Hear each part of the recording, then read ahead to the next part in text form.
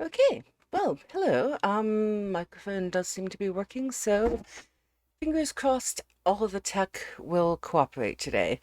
Welcome. This is going to be chapters 11 to 15 of PG Woodhouse's Love Among the Chickens. Uh, there shouldn't be too many content warnings for this. Mainly, it's going to be period typical. Oh, goodness. Let's mute that. Um, Period typical attitudes toward basically anyone who is not a uh, an Anglo-Saxon cis white male. And this was written in 1906, so bear with any attitudes that are not appropriate by modern standards. Otherwise, it's generally mostly harmless, I think. But we'll see. This is my first read through, and we will we may encounter some exciting new discoveries. Oh, hi, Alexia. Thank you for dropping in. I appreciate it. And uh, hope things are going well for you. We are just about to start. If I can find my scenes, and boom. Okay, so hopefully that is going to work. Oh, sure. Well, thank you for being here. I appreciate it. I mean, it's nice to to have some company as I'm reading my stories out loud. So, thank you. Um, we are starting with chapter 11. When we last left off, our intrepid hero, or protagonist at least, had hatched a scheme to get his beloved's father to like him more. In typical Woodhouse fashion, this is not the most well thought out scheme. It consists primarily, we think, of bribing a worker to essentially dump the father in the water so that the protagonist can save him. Yeah, Woodhouse's characters never really come up with logical, um, well thought out sort of schemes. But anyway, we shall see. Perhaps it'll turn out well this time. I'm not holding my breath though. Sorry. So, that is basically where things stand, and we're starting off. Yes, an absolute dumbass. Yes, and Woodhouse supplies those in plenty. Part of the joy of reading Woodhouse. So we're starting with chapter 11, The Brave Preserver.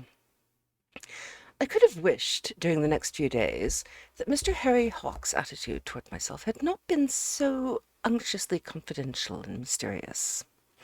It was unnecessary, in my opinion, for him to grin meaningly when he met me in the street. His sly wink when we passed each other on the cob struck me as in indifferent taste. The thing had been definitely arranged, 10 shillings down and 10 when it was over, and there was no need for any cloak and dark lantern effects. I objected strongly to being treated as the villain of a melodrama. I was merely an ordinary, well-meaning man, forced by circumstances into doing the work of Providence. Mr. Hawke's demeanour seemed to say, "We are two reckless scoundrels, but bless you, I won't give away your guilty secret." The climax came one morning when I was going along the street toward the beach. I was passing a dark doorway when out shimmered Mr. Hawke, as if he had been a spectre instead of the most substantial man within a radius of 10 miles. "Hist!" he whispered. Now, now look here, Hawke, I said wrathfully, for the start he had given me had made me bite my tongue. "This has got to stop. I refuse to be haunted in this way. What is it now?" "Mr. Derrick goes out this morning, sir." "Oh, thank goodness for that," I said. "Get it over this morning, then, without fail. I couldn't stand another day of it." I went on to the cob, where I sat down. I was excited. Deeds of great import must shortly be done. I felt a little nervous. Would never do to bungle the thing. Suppose by some accident I were to drown the professor. Suppose that, after all, he contented himself with a mere formal expression of thanks, and refused to let bygones be bygones. Oh, these things did not bear thinking of. I got up and began to pace restlessly to and fro. Presently, from the farther end of the harbour, there put off Mr. Hawke's boat, bearing its precious cargo. My mouth became dry with excitement. Very slowly Mr. Hawke pulled round the end of the cob, coming to a standstill some dozen yards from where I was performing my beat. It was evidently here that the scene of the gallant rescue had been fixed. My eyes were glued upon Mr. Hawke's broad back. Only when going into bat at cricket have I experienced a similar feeling of suspense. The boat lay almost motionless on the water. I'd never seen the sea smoother. Little ripples plashed against the side of the cob. It seemed as if this perfect calm might continue forever. Mr. Hawke made no movement. Then, suddenly, the whole scene changed to one of vast activity. I heard Mr. Hawke utter a hoarse cry, and saw him plunge violently in his seat. The professor turned half round. I caught sight of his indignant face, pink with emotion. Then the scene changed again with the rapidity of a dissolving view. I saw Mr. Hawke give another plunge, and the next moment the boat was upside down in the water, and I was shooting head foremost to the bottom, oppressed with the indescribably clammy sensation which comes when one's clothes are thoroughly wet. I rose to the surface close to the upturned boat. The first sight I saw was the spluttering face of Mr. Hawke. I ignored him and swam to where the professor's head bobbed on the waters. Oh, sir, you haven't a single brain cell. Yeah, very classic, very classic Woodhouse protagonist, yes.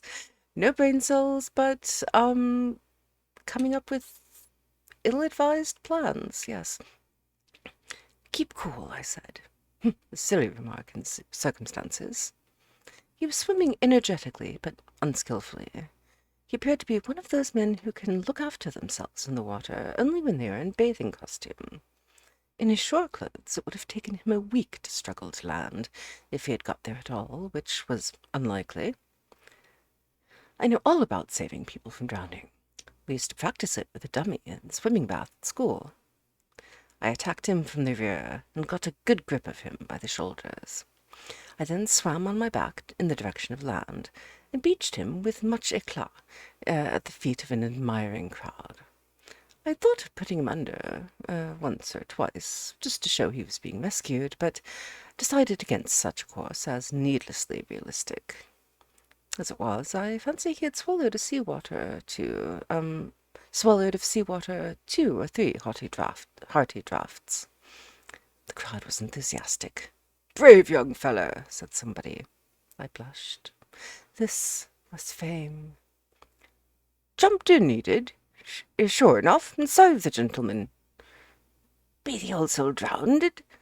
That get few ilk." I was sorry for Mr. Hawke. Popular opinion was against him. What the professor said of him, when he recovered his breath, I cannot repeat, not because I do not remember it, but because there is a line, and one must draw it. Let it be sufficient to say that, on the subject of Mr. Hawke, he gave eye to eye with the citizen who had described him as a "good fool." I could not help thinking that my fellow conspirator did well to keep out of it all. He was now sitting in the boat, which he had restored to its normal position, bailing pensively with an old tin can. To satire from the shore he paid no attention. Yes, he draws the line at language, not drowning someone. Well, some things are just not done. Sorry. The professor stood up and stretched out his hand. I grasped it. Mr. Garnet, he said, for all the world as if he had been the father of the heroine in Hilda's hero. We parted recently in anger. Let me thank you for your gallant conduct, and hope that bygones will be bygones. I came out strong. I continued to hold his hand. The crowd raised a sympathetic cheer. I said, Professor, the fault was mine. Show that you have forgiven me by coming up to the farm and putting on something dry. An excellent idea, my boy. I am a little wet. A little, I agreed. We walked briskly up the hill to the farm. Uckridge met us at the gate. He diagnosed the situation rapidly. You're all wet, he said. I admitted it. Professor Derrick has had an unfortunate boating accident, I explained. And Mr. Garnet heroically dived in all his clothes, and saved me life, broke in the professor. A hero, sir. Whoops. Whoops, sorry. Sorry, Mulsey. Alrighty. So, let us learn from this not to move our head very, very emphatically, because this particular tiara does not cling on well.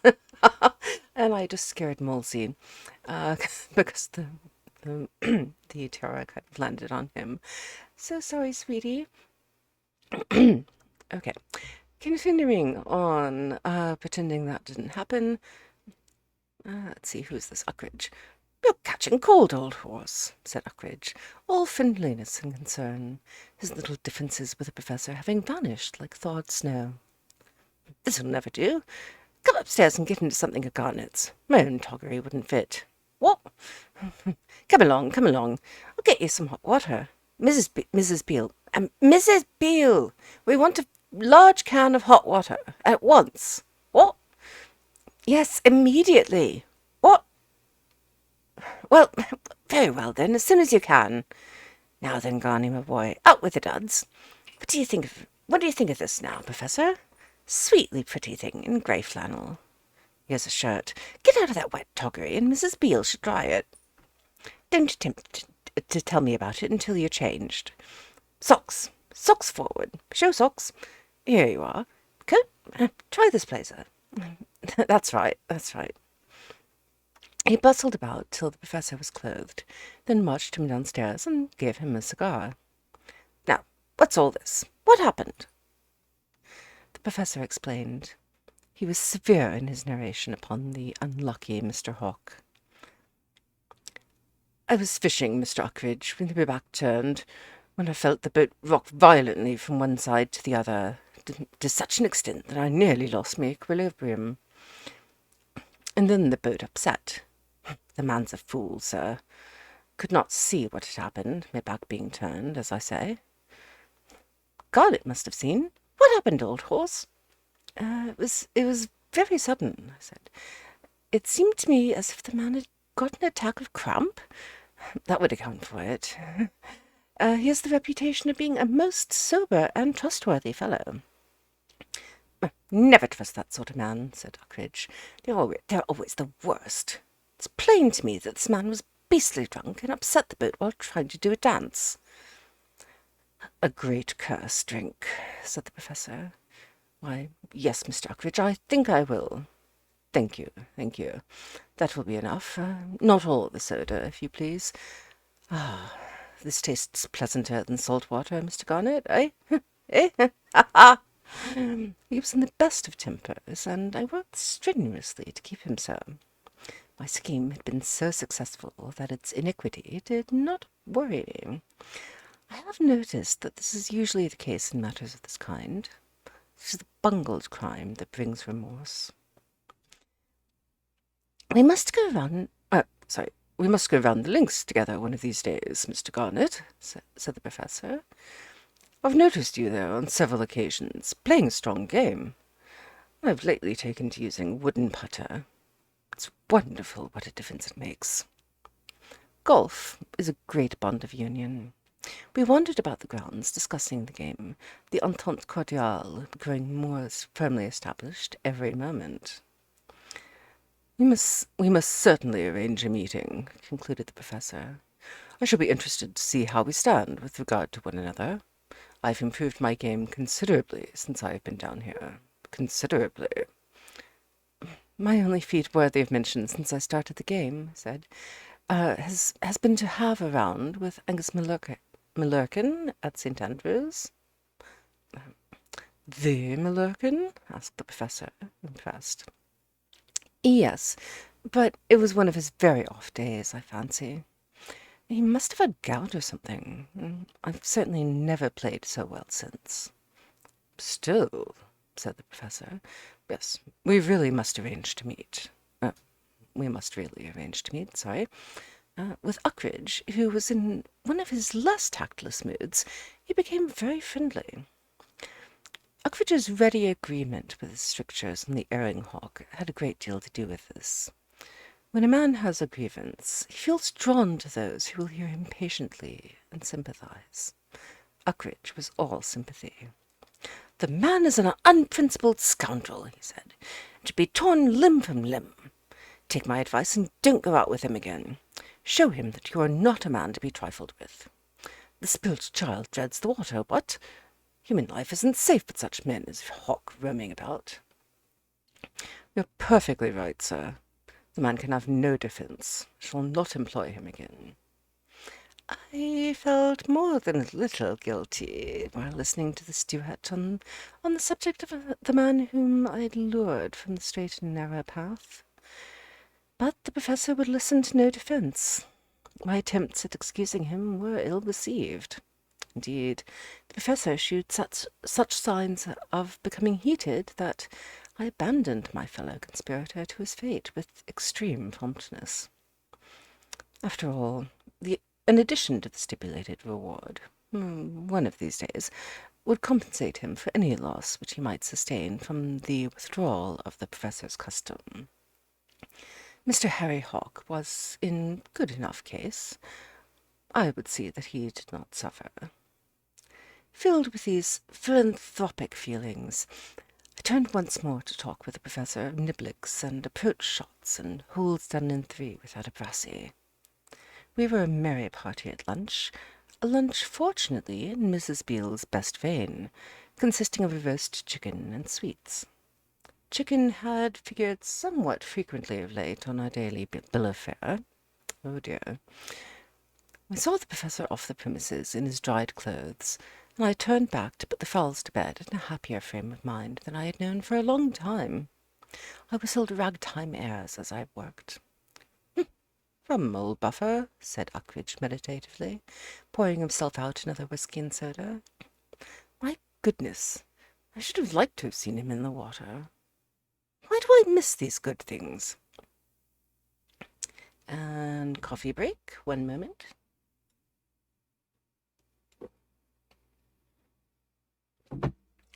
Right, and starting with Chapter 12, Some Emotions and Yellow Lupin.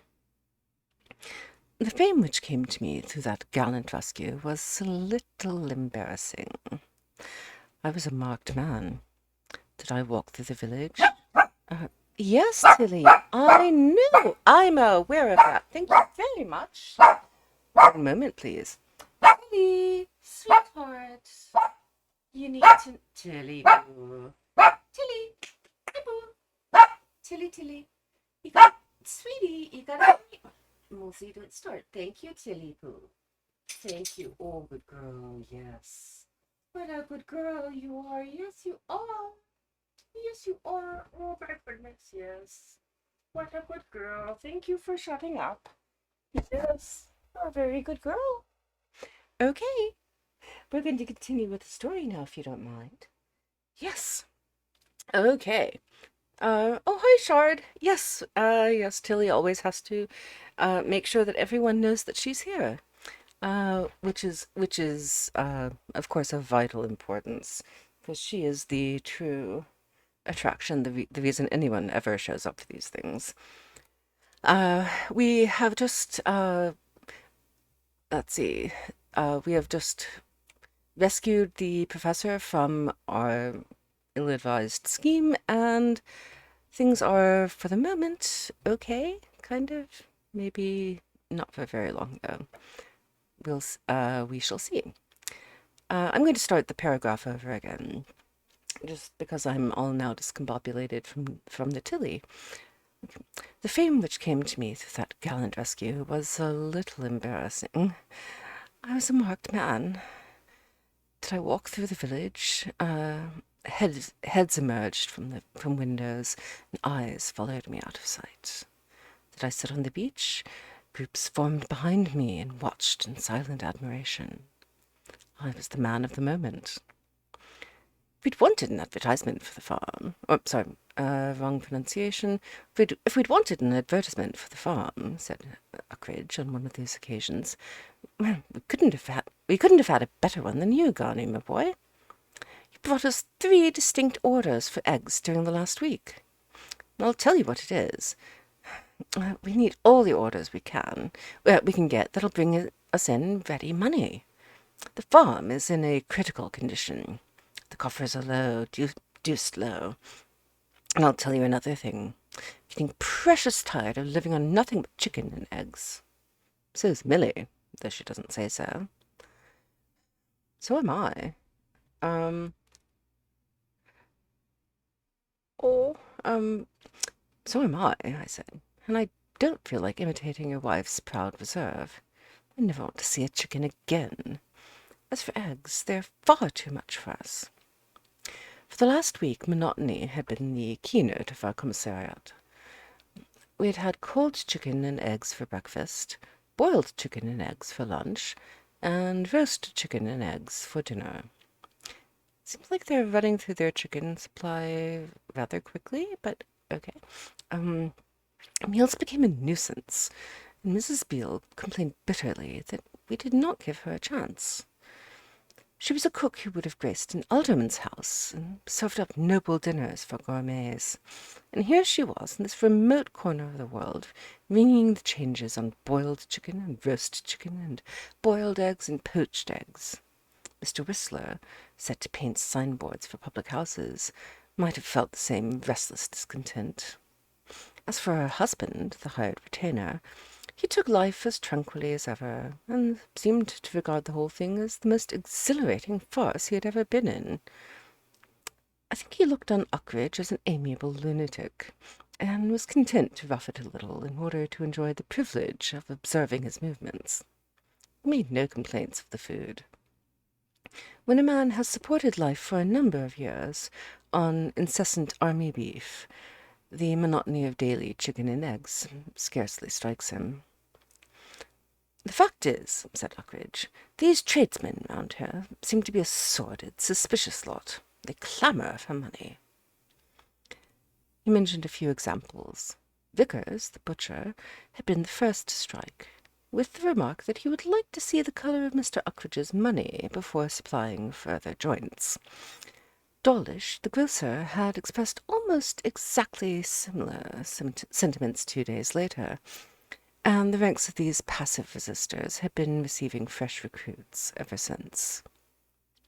To a man, the tradesmen of Combe Regis seemed as deficient in simple faith as they were in Norman blood.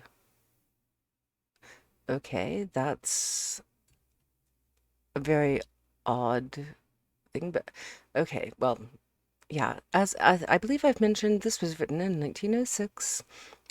Please bear with any weird comments like that. Okay. Can't you pay some of them a little on account? I suggested. Set them going again. My dear old man, said Uckridge impressively, we need every penny of ready money we can raise for the farm. The place simply eats money. That infernal Roop let us in for I don't know what. That insidious epidemic had indeed proved costly. We had painted the throats of the chickens with the best turpentine. At least Uckridge and Beale had, but in spite of their efforts, dozens had died. and we had been obliged to sink much more money than was pleasant in restocking the run. The battle which took place on the first day after the election of the new members was a sight to remember. The results of it were still noticeable in the depressed aspect of certain of the recently enrolled. And Tilly is such a good voice artist. She definitely is. And she has impeccable timing, too, usually. Um, no, no, said Uckridge, summing up. These men must wait. We can't help their troubles. Why, good gracious, it isn't as if they'd been waiting for the money long. We've not been down here much over a month.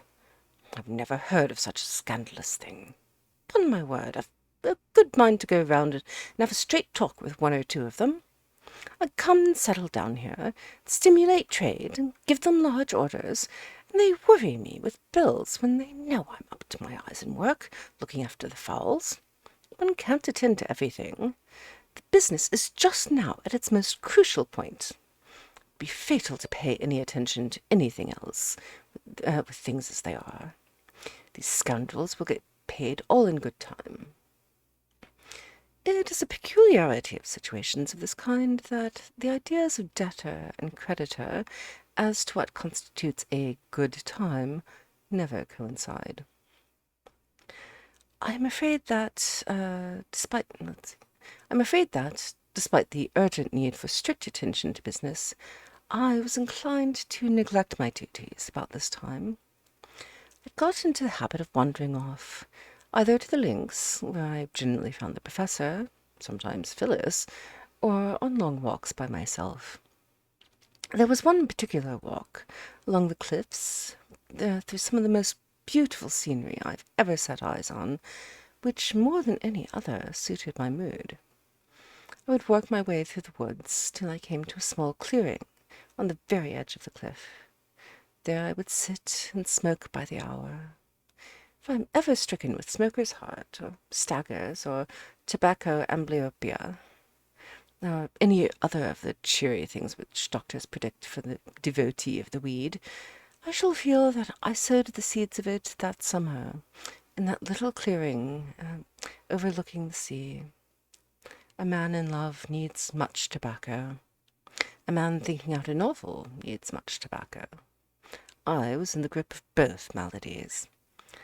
Somehow I found that my ideas flowed more readily in that spot than in any other. I had not been inside the professor's grounds since the occasion when I had gone in through the boxwood hedge. But on the afternoon following my financial conversation with Uckridge, I made my way thither, after a toilet which, from its length, should have produced better results than it did. Zoom out for a few seconds and come back to devotee of the week. Yeah, terminology has changed a little bit over the past 100 years, I think, yeah, or 100 plus, 114, actually. Wow.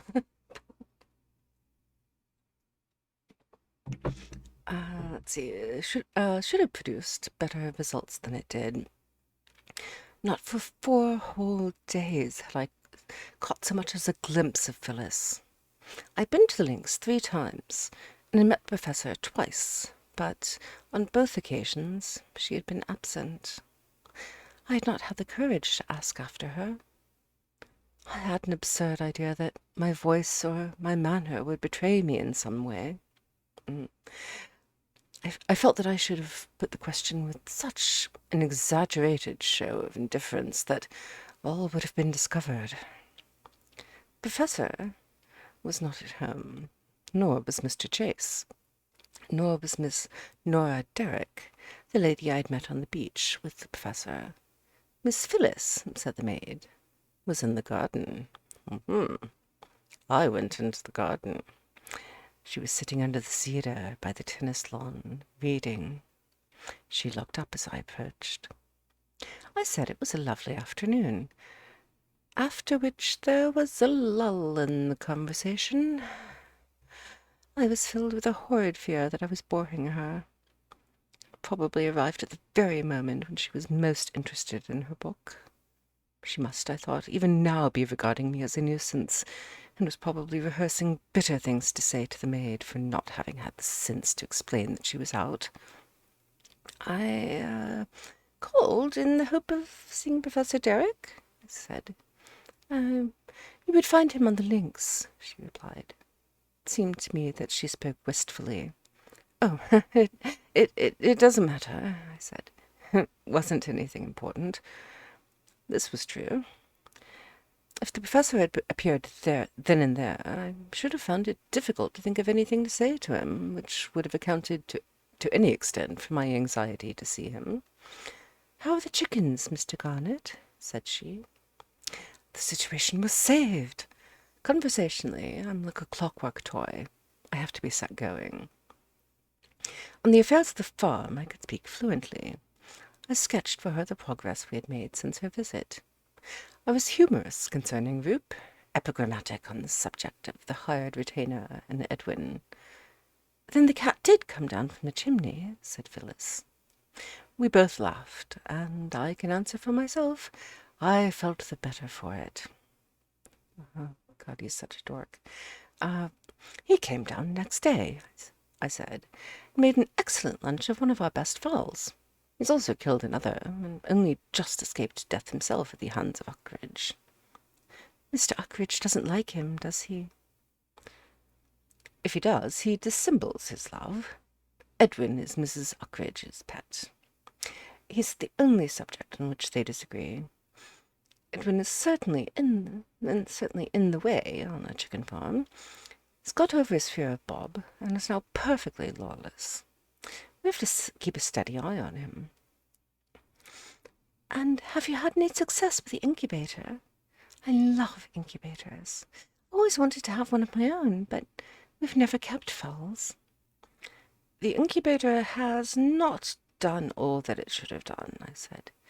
Uckridge looks after it, and I fancy his methods are not the right methods. I don't know if I've got the figures absolutely correct, but Uckridge reasons on these lines. He says you're supposed to... Oh, no. Okay, sorry. He says you're supposed to keep the temperature up to 105 degrees. I think he said 105. Then the eggs are supposed to hatch out in a week or so. He argues that you may just as well keep the temperature at 72. Wait a fortnight for your chickens. I'm certain there's a fallacy in the system somewhere, because we never seem to get as far as the chickens. But Uckridge says his theory is mathematically sound, and he sticks to it. Oh, Uckridge. Okay. Are you quite sure that the way you're doing it is the best way to manage a chicken farm? I very much doubt it. Yes, exactly. Your eggs are going to pretty much end up cooked or spoiled, or just generally no chickens. Yeah. Oh. Okay. Very much doubt it. I'm a child in these matters. I'd only seen a chicken in its wild state once or twice before we came down here. I never dreamed of being an active assistant on a real farm. The whole thing began like Mr. George Ade's Fable of the Author. An author, myself, was sitting at his desk trying to turn out any old thing that could be converted into breakfast food, when a friend came in and sat down on the table and told him to go right on and not mind him. Did Mr. Uckridge do that? Very nearly that. He called at my rooms one beautiful morning when I was feeling desperately tired of London and overworked and dying for a holiday, and suggested that I should come to Combe Regis with him and help him farm chickens. I have not regretted it. It is a lovely place, isn't it? The loveliest I've seen. How charming your garden is. Shall we go and look at it? You've not seen the whole of it.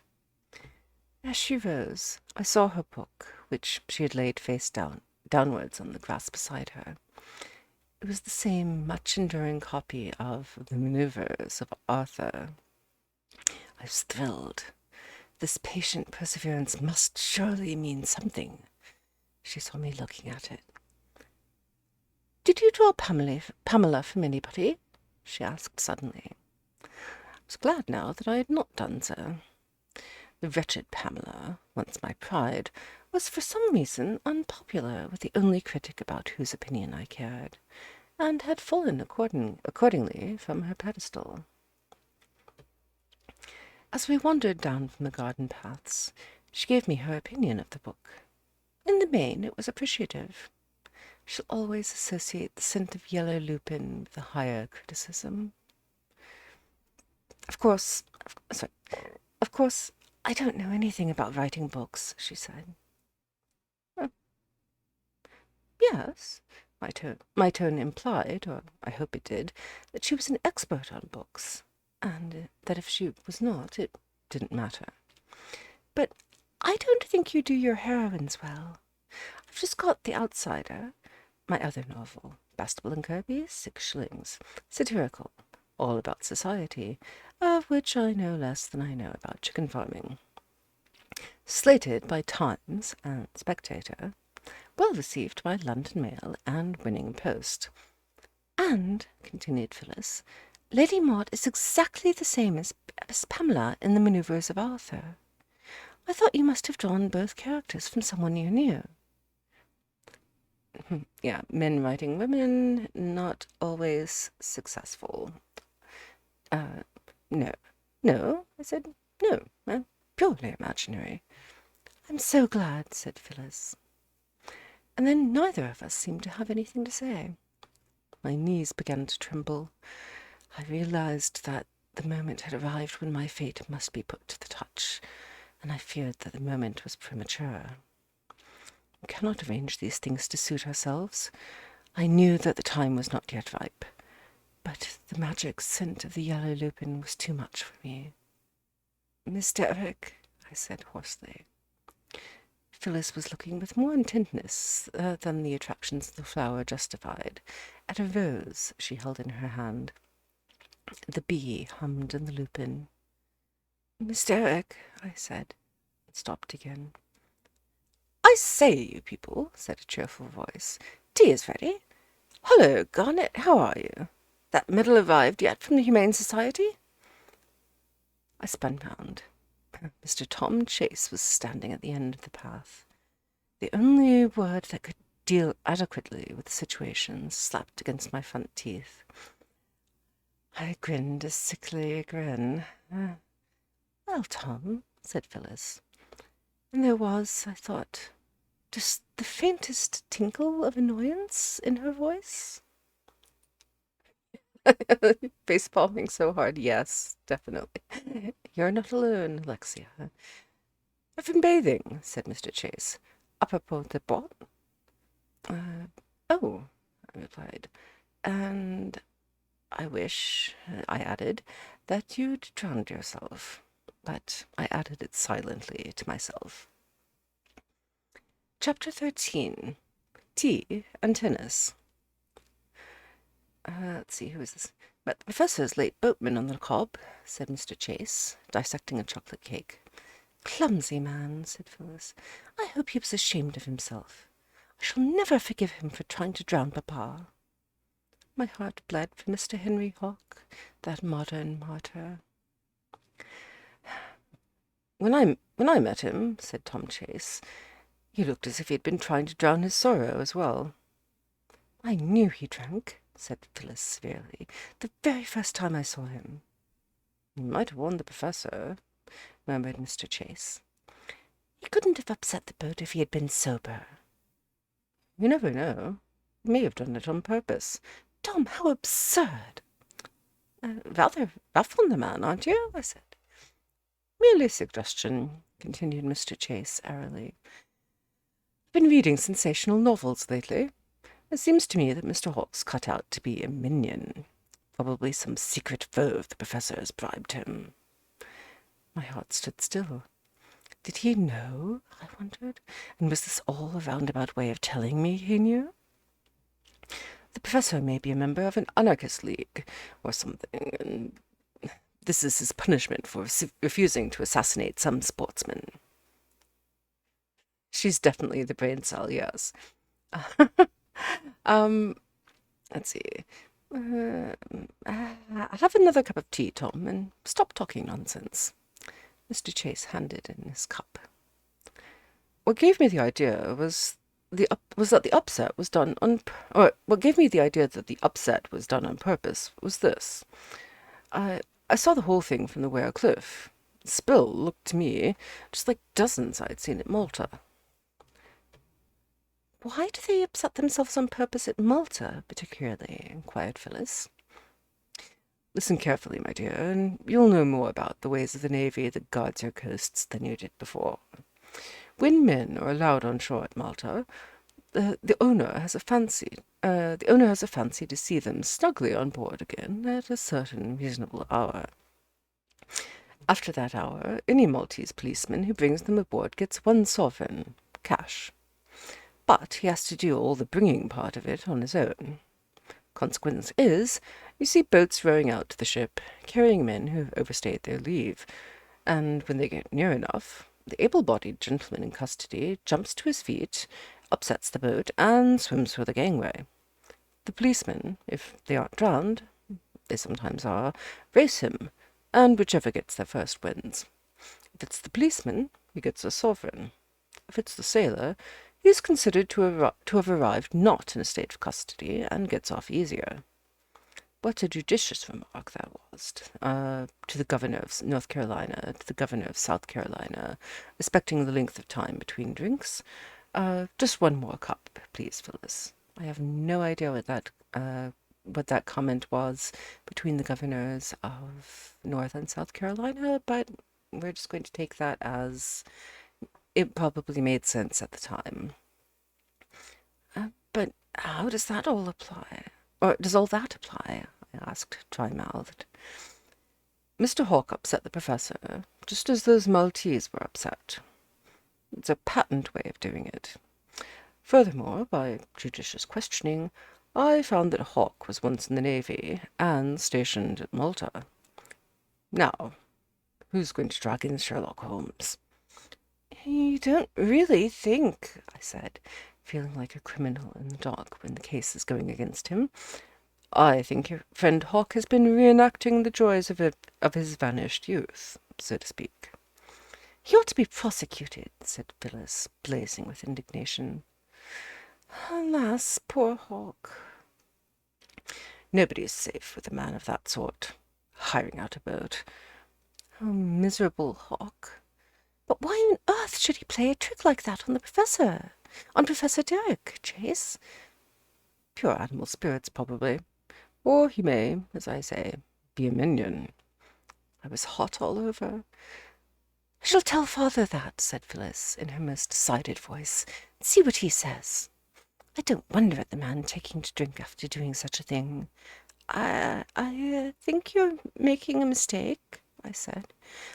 Never make mistakes, said Mr. Chase replied.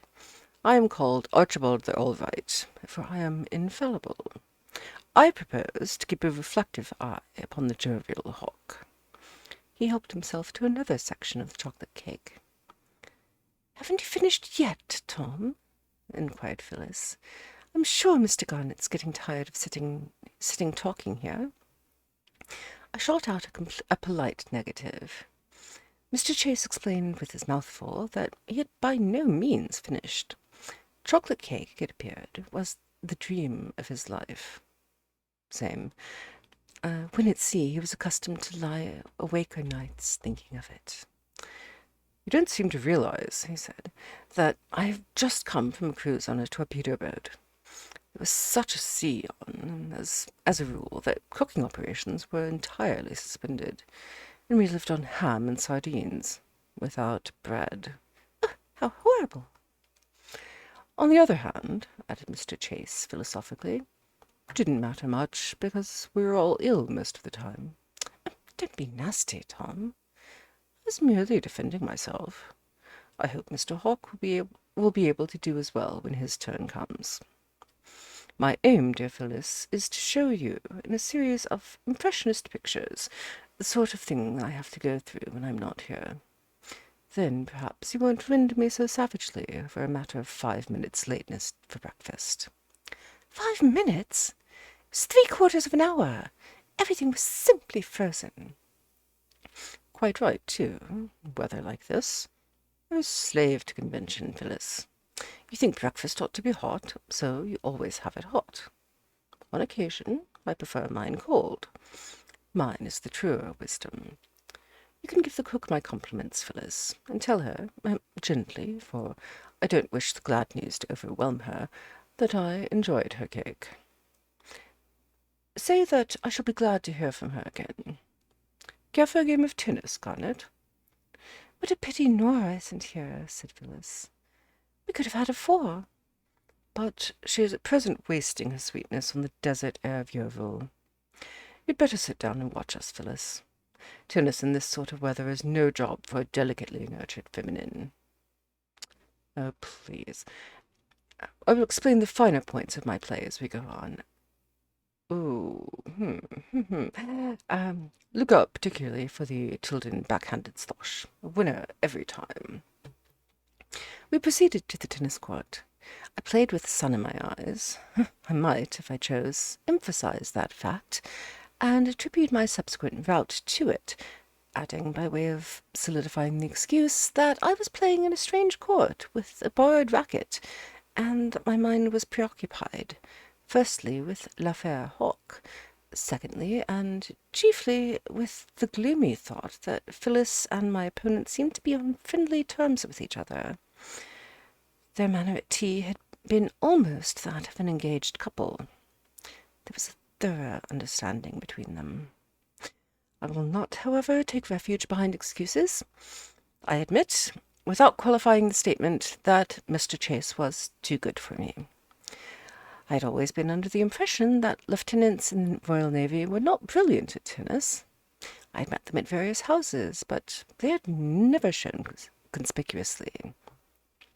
They had played an earnest, unobtrusive game, and generally seemed glad when it was over. Mr. Chase was not of this sort. His service was bottled lightning. His returns behaved like jumping crackers. He won the first game in precisely 6 strokes. He served. Only once did I take the service with the full force of the racket, and then I seemed to be stopping a bullet. I returned it into the net. The last of the series struck the wooden edge of my racket and soared over the back net into the shrubbery, after the manner of a snick, to just a snip. I'm not really. Yes, Chase, you and I share a fondness of cake, and also F you, right there with you, Alexia. Um, okay. After the manner of a snick to long slip off a fast bowler. That apparently is a cricket reference, I'm guessing. I No, all I know about cricket is something of the fashion that you're supposed to wear when you play it. That's about it. Game. Oh, sorry. Game, said Mr. Chase. We'll look for that afterwards. I felt a worm in no man. Phyllis, I thought, would probably judge my entire character from this exhibition. A man, she would reflect, who could be so feeble and miserable a failure at tennis, could not be good for much in any department of life. She would compare me instinctively with my opponent, and contrast his dash and brilliance with my own inefficiency. Somehow the massacre was beginning to have a bad effect on my character. All my self-respect was ebbing. A little more of this, and I should become crushed, mere human jelly. It was my turn to serve. Service is my strong point at tennis. I am inaccurate but vigorous, and occasionally send in a quite unplayable shot. 1 or 2 of these, even at the expense of a fault or so, and I might be permitted to retain at least a portion of my self-respect.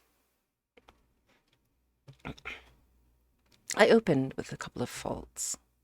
The sight of Phyllis, sitting calm and cool in her chair under the cedar, unnerved me. I served another fault, and yet another. Here, I say, Garnet, observed Mr. Chase plaintively. "Do put me out of this hideous suspense. Becoming a mere bundle of quivering ganglions." I loathe facetiousness in moments of stress. I frowned austerely, made no reply, and served another fault, my fifth. Matters had reached a crisis. Even if I had to lob it underhand, I must send the ball over the net with the next stroke. I restrained myself this time, eschewing the careless vigor which had marked my previous efforts. The ball flew in a slow semicircle and pitched inside the correct court. At least, I told myself, I had not served a fault. Phyllis just gives no damns. Yes, I know. What happened then, I cannot exactly say.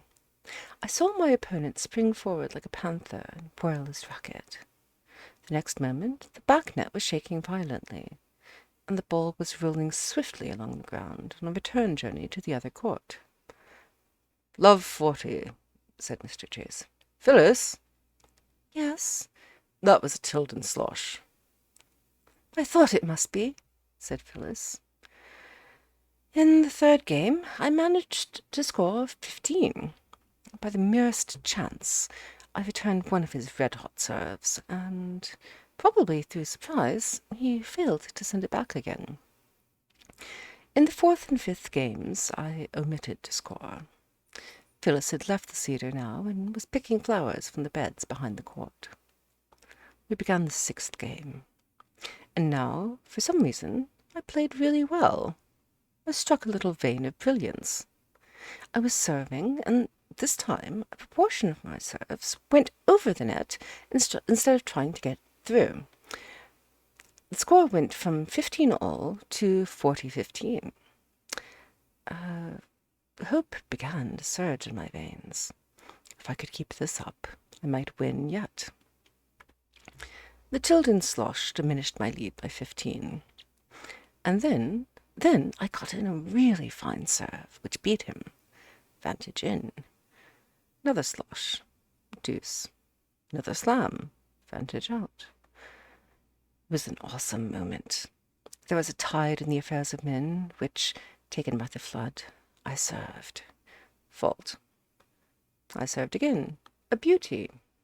He returned it like a flash into the corner of the court. With a supreme effort, I got to it. We rallied. I was playing like a professor. Then, whiz! The slosh had beaten me on the post. "Game and," said Mr. Chase, tossing his racket into the air and catching it by the handle. "Good game, that last one." I turned to see what Phyllis had thought of it. "Yes, I know. Phyllis was picking flowers because she was so bored." "Yes, I know." Right there with Phyllis. At the 11th hour, I had shown her. At the 11th hour, I had shown her of what stuff I was made. She had disappeared. "Oh, looking for Miss Derrick," said Chase, jumping the net and joining me in my court. "She's gone into the house." "When did she go?" "At the end of the fifth game," said Chase. "Gone to dress for dinner, I suppose," he continued. "Must be getting late. I think I ought to be going too, if you don't mind. Professor gets a little restive if I keep him waiting for his daily bread. Great Scott, that watch can't be right. What do you make of it?" "Yes, so do I. I really think I must run. You won't mind. Good night, then. See you tomorrow, I hope." I walked slowly out across the fields. That same star in which I had confided on a former occasion was at its post. It looked placid and cheerful. It had never got beats by 6 games to love under the very eyes of a lady star. It was never cut out ignominiously by infernally capable lieutenants in His Majesty's Navy. No wonder it was cheerful. And Chapter 14. A Council of War. "The fact is," said Uckridge, "if things go on as they are now, my lad, we shall be in the cart. This business wants bucking up. We don't seem to be making headway. Why it is, I don't know, but we are not making headway. Of course, what we want is time. If only those scoundrels of tradesmen would leave us alone for a spell, we could get things going properly. But we're hampered and rattled and worried all the time, aren't we, Millie? Yes, dear. You don't let me see the financial, you don't let me see the financial side of the thing enough, I complained. Why don't you keep me thoroughly posted? I didn't know we were in such a bad way. The fowls look fit enough, and Edwin hasn't had one for a week. Edwin knows as well as possible when he's done wrong, Mr. Garnet. Oh, I'm sorry, wrong voice. That's Mrs. Uckridge. Edwin knows as well as possible when he's done wrong, Mr. Garnet, said Mrs. Uckridge. He was so sorry after he had killed those other two. Yes, said Uckridge. I saw to that. As far as I can see, I continued, we're going strong. Chicken for breakfast, lunch, and dinner is a shade monotonous, perhaps, but look at the business we're doing. We sold a whole heap of eggs last week. But not enough, Garney, old man. We aren't making our presence felt. England isn't ringing with our name. We sell a dozen eggs where we ought to be selling them by the 100, carting them off in trucks for the London market and congesting the traffic. Harrods and Whitleys and the rest of them are beginning to get on their hind legs and talk. That's what they're doing. Devilish unpleasant they're making themselves. You see, laddie, there's no denying it. We did touch them for the deuce of a lot of things on account, and they agreed to take it out in eggs. All they've done so far is to take it out in apologetic letters from Millie. Now, I don't suppose there's a woman alive who can write a better apologetic letter than her nibs, but if you're broad-minded and can face facts, you can't help seeing that the juiciest apologetic letter is not an egg. I mean to say, look at it from their point of view. Herod, or Whitley, comes into his store in the morning, rubbing his hands expectantly. Well, he says, how many eggs from Combe Regis today? Instead of leading him off to a corner piled up with bursting crates, they show him a 4-page letter telling him it'll all come right in the future. Never run a store myself, but I should think that would jar a chap. Anyhow, the blighters seem to be getting tired of waiting. The last letter from Harrods was quite pathetic, said Mrs. Uckridge sadly. I had a vision of eggless London. I seemed to see homes rendered desolate, and lives embittered by the slump, and millionaires bidding against one another for a few rare specimens, which Uckridge had actually managed to dispatch to Brompton and Bayswater. Uckridge, having induced himself to be broad-minded for 5 minutes, now began to slip back to his personal point of view, and became once more the man with a grievance. His fleeting sympathy with the wrongs of Mr. Harrod and Mr. Whitley disappeared. What it all amounts to, he said complainingly, is that they're infernally unreasonable. I've done everything possible to meet them. Nothing could have been more manly and straightforward than my attitude. I told them in my last letter, but 3, that I proposed to let them have the eggs on the Times instalment system, and they said I was frivolous. They said that to send 13 eggs as payment for goods supplied to the value of £25 1 shilling 8.5 pence, I think, was mere trifling. Trifling, I'll trouble you. That's the spirit in which they meet my suggestions. It was Harrod who did that. Never met Harrod personally, but I'd like to, just to ask him if that's his idea of cementing amiable business relations. He knows just as well as anyone else that without credit, commerce has no elasticity. It's an elementary rule. I'll bet he'd have been sick if chappies had refused to let him have tick when he was starting a store. Do you suppose Harrod, when he started in business, paid cash down on the nail for everything? Not a bit of it. I mean about taking people by the coat button and asking them to be good chaps and wait till Wednesday week. Trifling. Why, those 13 eggs were absolutely all we had over after Mrs. Beale had taken what she wanted for the kitchen. As a matter of fact, if it's anybody's fault, it's Mrs. Beale's. That woman literally eats eggs. The habit is not confined to her, I said. Well, what I mean to say is she seems to bathe in them. She says she needs so many for puddings, dear, said Mrs. Uckridge. I spoke to her about it yesterday. And, of course, we often have omelettes. She can't make omelettes without breaking eggs, I urged. She can't make them without breaking us, damn it, said Uckridge. One or two more omelettes and we're done for. No fortune on earth could stand it. We mustn't have any more omelettes, Milly. We must economize. Millions of people get on all right without omelettes. Suppose their families were, if you suddenly produced an omelette, the whole strength of the company would get up and cheer, led by father. Cancel the omelettes, old girl, from now onward. Yes, dear, but, well, I don't think Mrs. Beale would like that very much, dear. She has been complaining a good deal about chicken at every meal. She says that the omelettes are the only things that give her a chance. She says there are always possibilities with an omelette. In short, I said, what you propose to do is deliberately to remove from this excellent lady's life the one remaining element of poetry. You mustn't do it. Give Mrs. Beale her omelettes, and let's hope for a larger supply of eggs. Another thing, said Uckridge. It isn't only that there's a shortage of eggs. It wouldn't matter so much if we only kept hatching out fresh squads of chickens. Not saying the hens aren't doing their best. I take my hat off to the hens. As nice a hard-working lot as I ever want to meet, full of vigour and earnestness. It's that damn incubator that's letting us down all the time.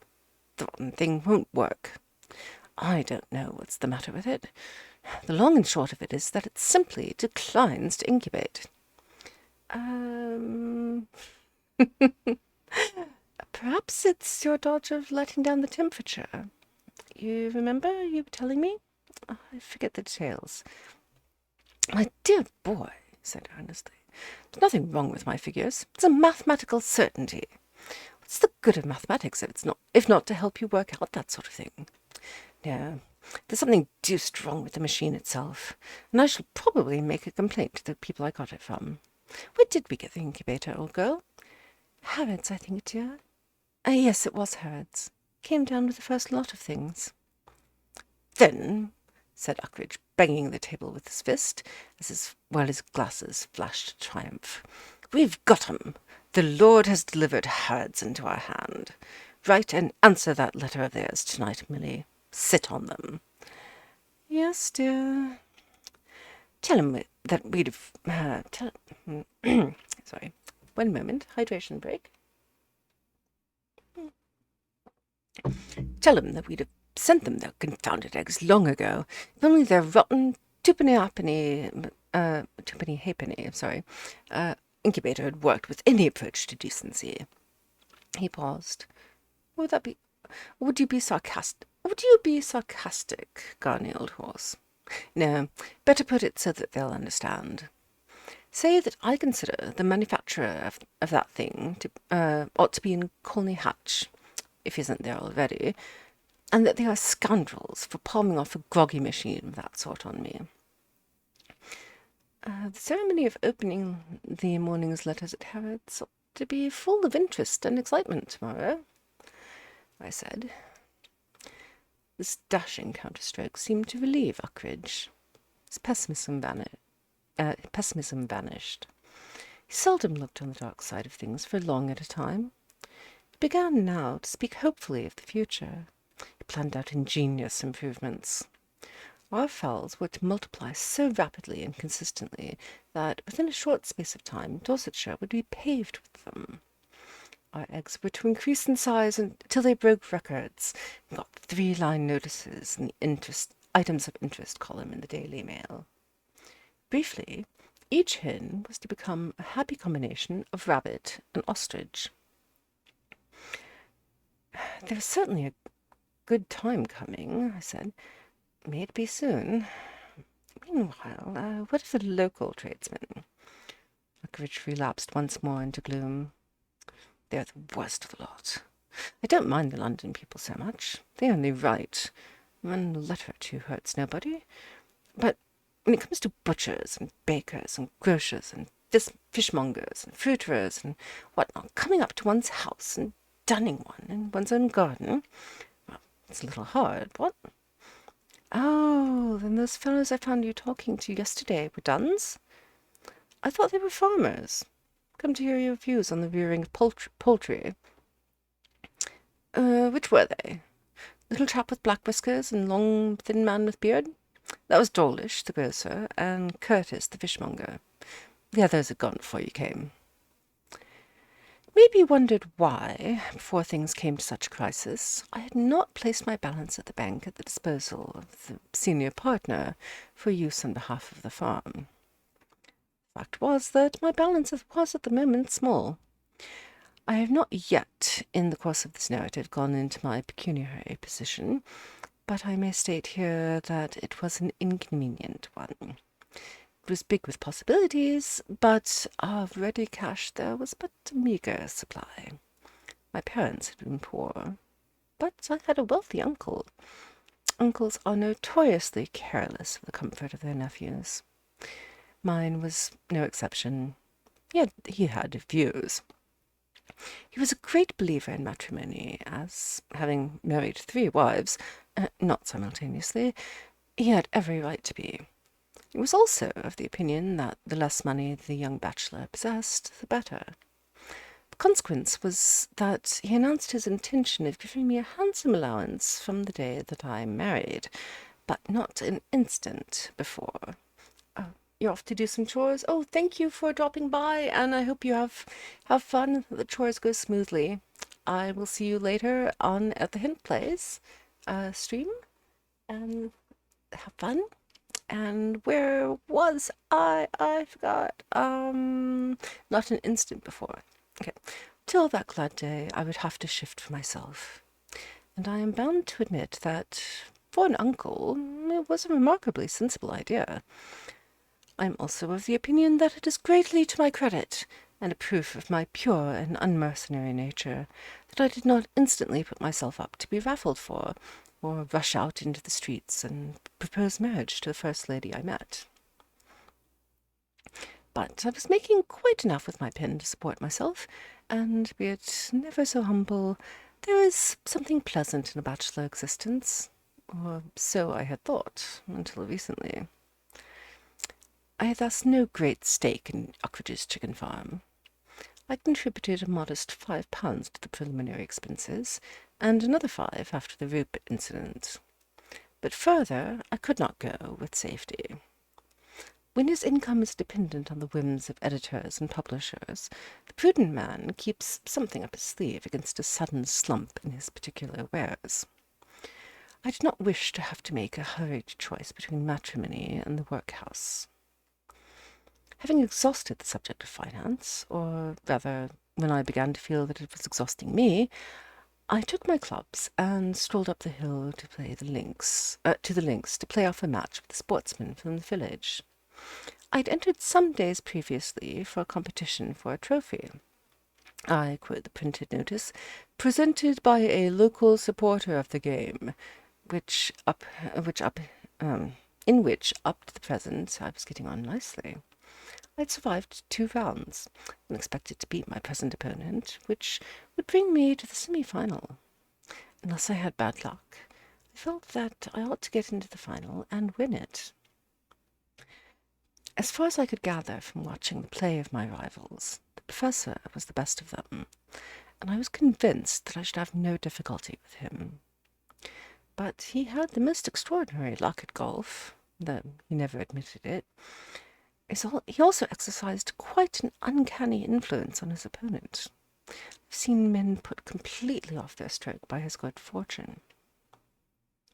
I disposed of my man without difficulty. We parted a little coldly. He had decapitated his brassy on the occasion of his striking Dorsetshire instead of his ball, and he was slow in recovering from the complex emotions which such an episode induces. In the clubhouse I met the professor, whose demeanour was a welcome contrast to that of my late opponent. The professor had just routed his opponent, and so won through to the semi-final. He was warm, but jubilant. I congratulated him and left the place. Phyllis was waiting outside. She often went round the course with him. "Good afternoon," I said. "Have you been round with the professor?" Yes, he must have been in front of you. Father won his match. So he was telling me. I'm very glad to hear it. Did you win, Mr. Garnet? Yes, pretty easily. My opponent had bad luck all through. Bunkers seemed to have a magnetic attraction for him. So you and Father are both in the semi-final. I hope you will play very badly. Thank you, I said. Yes, it does sound rude, doesn't it? But Father has set his heart on winning this year. Do you know that he has played in the final round 2 years running now? Really? Both times he was beaten by the same man. Who was that? Mr. Derrick plays a much better game than anybody I've seen on these links. It was nobody who is here now. It was a Colonel Jervis. He's not come to Combe Regis this year. That's why Father is hopeful. Logically, I said. He ought to be certain to win. Yes, but you see, you were not playing, Mr. Garnet. Oh, the professor could make rings round me, I said. What did you go round in today? We were playing match play, and only did the first dozen holes, but my average round is somewhere in the late 80s. The best Father has ever done is 90. That was only once. So, you see, Mr. Garnet, it's going to be another tragedy this year. You make me feel a perfect brute. But it's more than likely, you must remember, that I shall fail miserably if ever I do play your father in the final. There are days when I play golf as badly as I play tennis. You'll hardly believe me. She smiled reminiscently. Tom is much too good at tennis. Service is perfectly dreadful. It's a little terrifying on first acquaintance. But you're better at golf than at tennis, Mr. Garnet. I wish you were not. This is special pleading, I said. It isn't fair to appeal to my better feelings, Miss Derrick. I didn't know golfers had any where golf was concerned. Do you really have your off days? Nearly always. There are days when I slice with my driver as if it were a bread knife. Really? And when I couldn't putt to hit a haystack. Then I hope it will be on one of those days that you play, Father. I hope so too, I said. You hope so? Yes. But don't you want to win? I should prefer to please you. Really? How very unselfish of you, Mr. Garnet, she replied with a laugh. I had no idea such chivalry existed. I thought a golfer would sacrifice anything to win a game. Most things. And trample on the feelings of anybody. Not everybody, I said. At this point, the professor joined us. And this is, we're getting close to the estimated end time, but we're happily hitting chapter 15, which is the last chapter that I had planned to read today. Chapter 15, The Arrival of Nemesis. Some people do not believe in presentiments. They attribute that curious feeling that something unpleasant is going to happen to such mundane causes as liver, or a chill, or the weather. For my own part, I think there is more in the matter than the casual observer might imagine. I awoke 3 days after my meeting with the professor at the clubhouse, filled with a dull foreboding. Somehow I seemed to know that the day was going to turn out badly for me. It may have been liver or a chill, but it was certainly not the weather. The morning was perfect, most glorious of a glorious summer. There was a haze over the valley and out to sea, which suggested a warm noon, when the sun should have begun the serious duties of the day. The birds were singing in the trees and breakfasting on the lawn, while Edwin, seated on one of the flower beds, watched them with the eye of a connoisseur. Occasionally, when a sparrow hopped in his direction, he would make a sudden spring, and the bird would fly away to the other side of the lawn. I've never seen Edwin catch a sparrow. I believe they looked on him as a bit of a crank, and humoured him by coming within springing distance, just to keep him amused. Dashing young cock sparrows would show off before their particular hen sparrows and earn a cheap reputation for daredevilry by going within so many years of Ed Winslow. Okay. And then darting away. Bob was in his favourite place in the gravel. I took him with me down to the cob to watch me bathe. What's the matter? What's the matter with me today, Robert, old son? I asked him as I dried myself. He blinked lazily, but contributed no suggestion.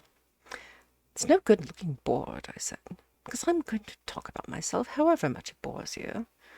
Here I am, as fit as a prize fighter, living in the open air for I don't know how long, eating good plain food, bathing every morning, sea bathing, mind you, and yet what's the result? I feel beastly.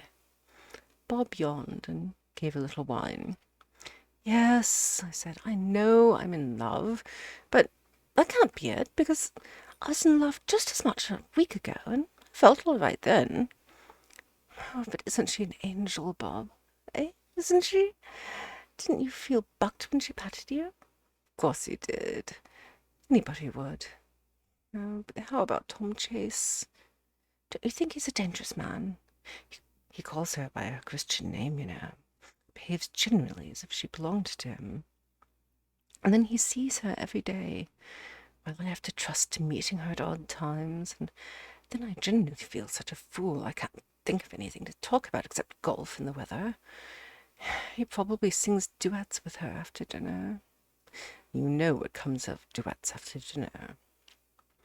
Here Bob, who had been trying for some time to find a decent excuse for getting away, pretended to see something of importance at the other end of the cob, and trotted off to investigate it, leaving me to finish dressing by myself. Of course, I said to myself, it may merely be hunger. I may be all right after breakfast, but at present I seem to be working up for a really fine fit of the blues.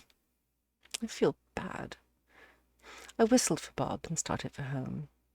On the beach I saw the professor some little distance away, and waved my towel in a friendly manner. He made no reply. Of course, it was possible that he had not seen me, but for some reason his attitude struck me as ominous. As far as I could see, he was looking straight at me. He was not a short-sighted man. I could think of no reason why he should cut me. We'd been on the links on the previous morning, and he had been friendliness itself. He called me my dear boy, supplied me with a gin and ginger beer at the clubhouse, and generally behaved as if he had been David and I Jonathan. Yet in certain moods we were inclined to make mountains out of molehills, and I went on my way, puzzled and uneasy, with a distinct impression that I had received the cut direct. I felt hurt. What had I done that Providence should make things so unpleasant for me? What have you done? What has he done? Oh, God. Okay, how much time have you got? It would be a little hard, as Uckridge would have said, if, after all my trouble, the professor had discovered some fresh grievance against me. Perhaps Uckridge had been irritating him again. Wished he would not identify me so completely with Uckridge. I could not be expected to control the man. Then I reflected that they could hardly have met in the few hours between my parting from the professor at the clubhouse and my meeting with him on the beach. Uckridge rarely left the farm. When he was not working among the fowls, he was lying on his back in the paddock, resting his massive mind. I came to the conclusion that, after all, the professor had not seen me. I'm an idiot, Bob, I said, as we turned in at the farm gate. I let my imagination run away with me. Bob wagged his tail in approval of the sentiment. Breakfast was ready when I got in. There was a cold chicken on the sideboard, devilled chicken on the table, a trio of boiled eggs, and a dish of scrambled eggs. As regarded quantity, Mrs. Beale never failed us. Uckridge was sorting the letters. "Morning, Garney," he said. "One for you, Milly." "It's from Aunt Elizabeth," said Mrs. Uckridge, looking at the envelope. I'd only heard casual mention of this relative hitherto, but I'd been built up a mental picture of her, partly from remarks which Uckridge had let fall, but principally from the fact that he had named the most malignant hen in our fall run after her. A severe lady, I imagined, with a cold eye. Wish she'd enclose a cheque, said Uckridge. She could spare it. You've no idea, Gurney, old man, how disgustingly and indecently rich that woman is. She lives in Kensington, on an income which would do her well in Park Lane. But as a touching proposition, she has proved almost negligible. She steadfastly refuses to part. I think she would, dear, if she knew how much we needed it. But I don't like to ask her. She's so curious, says such horrid things. She does, agreed Uckridge gloomily. He spoke as one who had had experience. 2 for you, Garney. All the rest for me. 10 of them. And all bills. He spread the envelopes out on the table and drew one at a venture. Whitley's, he said, getting jumpy. On receipt of my favour on the 7th. I don't know what inst is abbreviating here. And are at a loss to understand. It's rummy about these blighters, but they never seem to be able to understand a damn thing. It's hard. You put things in words of one syllable for them, and they just goggle and wonder what it all means. They want something on account. My Sam, I'm disappointed with Ridley's. I'd been thinking in rather a kindly spirit of them, feeling that they were a more intelligent lot than Harrods. I'd had half a mind to give Harrods the miss in baulk and hand my whole trade over to these fellows. But not now, dash it. Whitley's have disappointed me.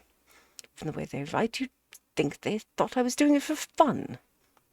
How can I let them have their infernal money when there isn't any? Here's one from Dorchester. Smith, the chap we got the gramophone from, wants to know when I'm going to settle up for 16 records. Sordid brute. I wanted to get on with my own correspondence, but Uckridge held me with a glittering eye. The chicken men, the dealer people, you know, want me to pay for the first lot of hens, considering that they all died of roup, and that I was going to send them back anyhow after I'd got them to hatch out a few chickens. I call that cool. I mean to say, business is business. That's what these fellows don't seem to understand. I can't afford to pay enormous sums for birds which die off quicker than I can get them in. I shall never speak to Aunt Elizabeth again, said Mrs. Uckridge suddenly. She had dropped the letter she had been reading and was staring indignantly in front of her. There were 2 little red spots on her cheeks.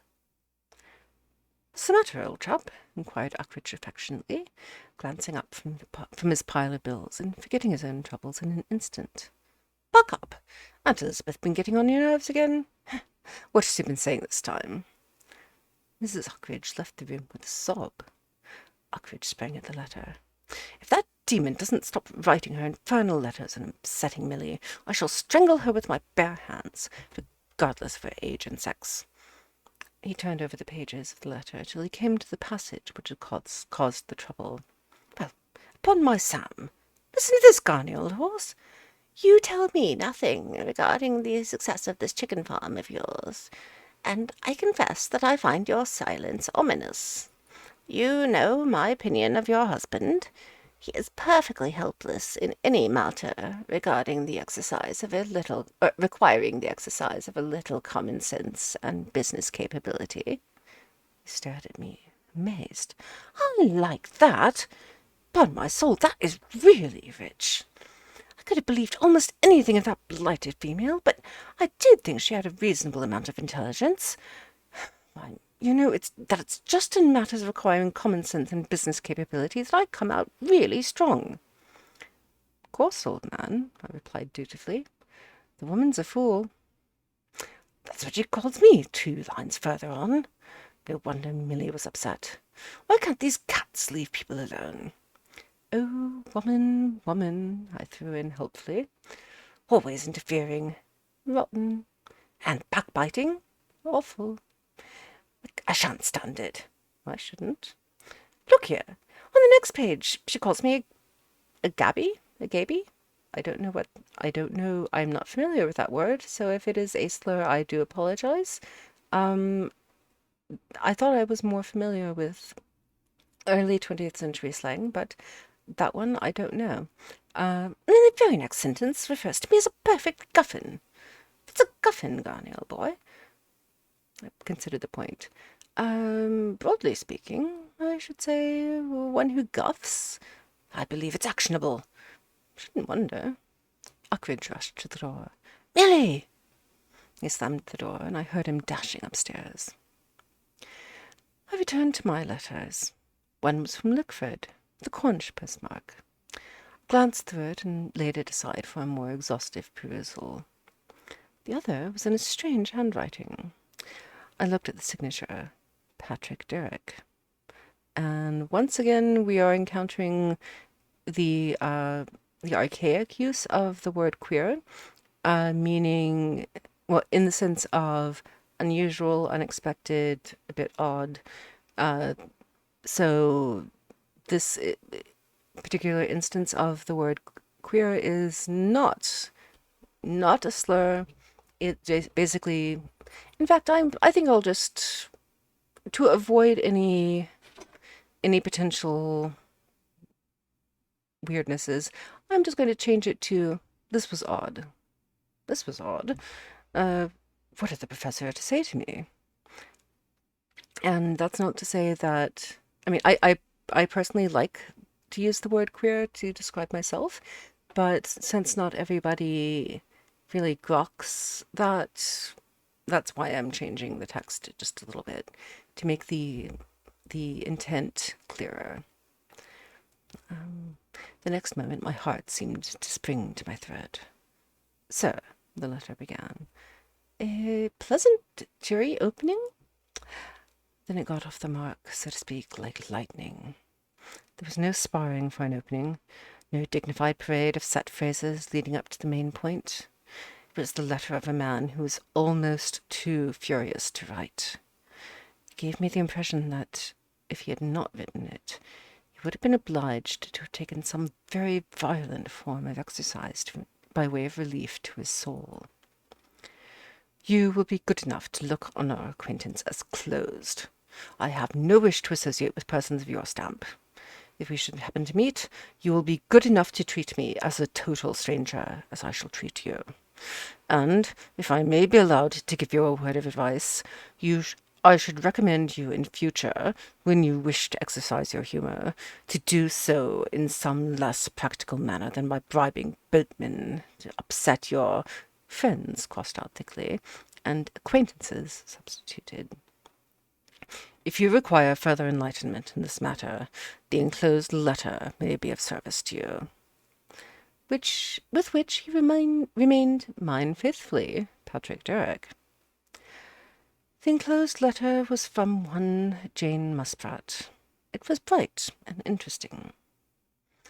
Dear Sir, my Harry, Mr. Hawke, says to me how it was him upsetting the boat and you, not because he is not steady in a boat, which he is no man more so in Combe Regis, but because one of the gentlemen what keeps chickens up the hill, the little one, Mr. Garnick, his name is, says to him, Hawke, I'll give you a sovereign to upset Mr. Derrick in your boat. And my Harry, being easily led, was took in and did. But he's sorry now, and wishes he hadn't. And he says he'll never do a practical joke again for anyone, even for a banknote.